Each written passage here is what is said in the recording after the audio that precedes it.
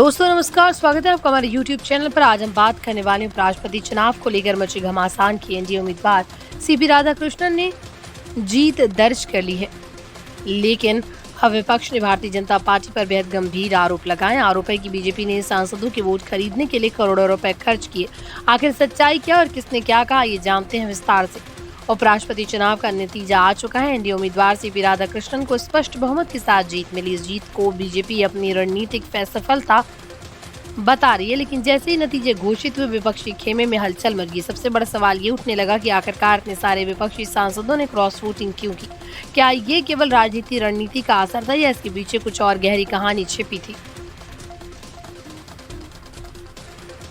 उपराष्ट्रपति चुनाव का नतीजा आ चुका है। एनडीए उम्मीदवार सीपी राधाकृष्णन को स्पष्ट बहुमत के साथ जीत मिली। इस जीत को बीजेपी अपनी रणनीतिक सफलता बता रही है, लेकिन जैसे नतीजे घोषित हुए विपक्षी खेमे में हलचल मच गई। सबसे बड़ा सवाल ये उठने लगा, आखिरकार इतने सारे विपक्षी सांसदों ने क्रॉस वोटिंग क्यों की।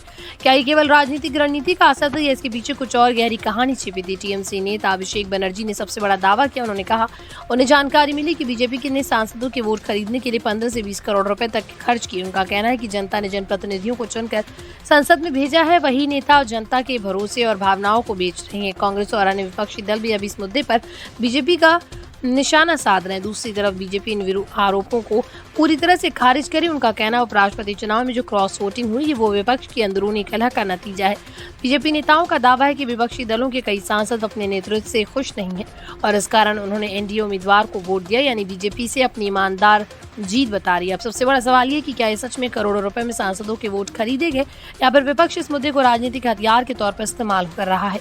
जनता ने इस खबर से हलचल पैदा कर दी, क्योंकि अगर ये आरोप सही साबित होते तो ये लोकतंत्र के लिए बेहद खतरनाक संकेत होगा। वहीं अगर आरोप केवल राजनीति का हिस्सा है तो ये विपक्ष की हार को छुपाने का तरीका भी माना जाएगा। तो दोस्तों, ये थी पूरी कहानी उपराष्ट्रपति चुनाव में क्रॉस वोटिंग और बीजेपी पर लगे करोड़ों के आरोप की।